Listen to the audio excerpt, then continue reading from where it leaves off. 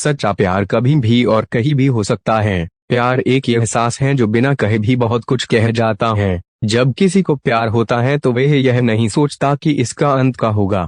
ऐसा इसीलिए होता है क्योंकि वह इंसान किसी के प्यार में इतना खो जाता है कि बस उसे प्यार के अलावा कुछ दिखाई नहीं देता। बस वो हमेशा उस व्यक्ति के बारे में ही दिन रात सोचता रहता है।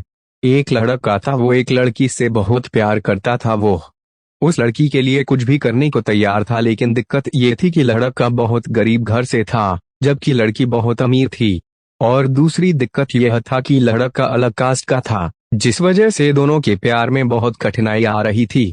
वो लड़का उस लड़की से अक्सर पूछता का तुम मेरे से शादी करोगी। लड़की जवाब देती है मैं तुमसे ही शादी करना चाहती हूँ, पर मेरे घर वाले इस शादी के लिए कभी राजी नहीं होंगे और मैं भागकर शादी बिल्कुल भी नहीं करूंगी। यह समाज बहुत बुरा है, हमें जीने नहीं देगा और रोज रोज हमें नई नई ताने देगी जो कि हमसे सहन नहीं होगा। तब लड़का कहता है ठीक है, जब मैं अपने पैरों पे खड़ा हूँगा तो तुम्हारे पापा से तुम्हारा हाथ मांगूंगा। लड़की हंसते हुए कहती है शादी में क्या रखा है, क्या शादी बात तुम्हारे लिए मेरे दिल में प्यार कम हो जाएगा। यह सुनकर लड़का सोच में पड़ जाता है, फिर हंसते हुए कहता है क्या तुम शादी बाद मुझको भूल जाएगी। इस पर लड़की कहती है ऐसा कभी नहीं होगा, मेरी सांसें रुक सकती हैं लेकिन तुम्हारे लिए मेरा प्यार कभी कम नहीं होगा। फिर धीरे धीरे वक्त बीता गया और लड़की के घर वाले उसके लिए लड़का देखने लगे। जब लड़का को यह बात पता चला तो वह पागल सा हो गया। वह जिससे वह बहुत प्यार करता था उस लड़की के लिए अपने दिल में नफरत भर लिया।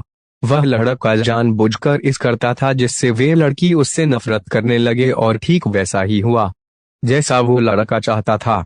उस लड़के ने इस किया कि उस लड़की के दिल में नफरत भर गया और लड़की उससे नफरत करने लगी। उसकी शादी जब किसी और से हो गई, उस लड़की की शादी किसी और से तय कर देगी गई और वह अंदर ही अंदर बहुत दुखी था। जिस दिन उस लड़की की शादी थी उसी दिन उस लड़के ने उसकी छोटी बहन को कॉल किया और कहा मैं जो भी कहूंगा तुम उसको फोन में रिकॉर्ड कर लेना और जब तुम्हारी बड़ी बहन आए तो उसे यह रिकॉर्डिंग सुना देना। उस लड़की की शादी हो गई और वह शादी के 1 महीने बाद वो अपने माँ के आ गई। उसकी बहन कहती है दीदी आपको कुछ सुनाना है। वो लड़की हंसकर कहती है क्या है, जल्दी सुनाओ।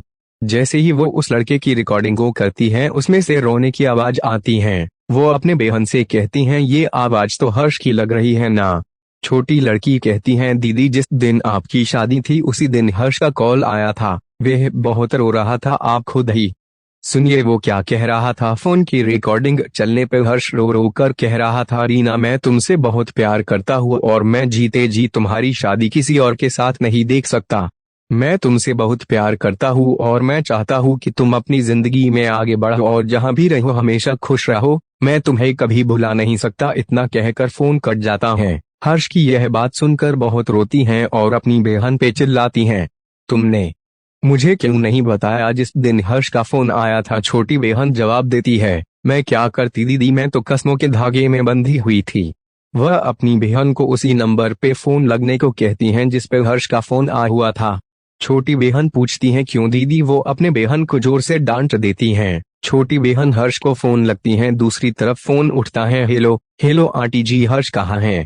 हर्ष की मां रोने लगती हैं और कहती हैं कि अब हर्ष इस दुनिया में नहीं रहा। वो यह सब सुनकर चौंक जाती हैं और पूछती हैं यह कब हुआ और कैसे हुआ। पता नहीं कैसे हर्ष ने अपने आप को जिंदगी से दूर कर लिया, कसम खा ली कि किसी से भी शादी नहीं करेगा।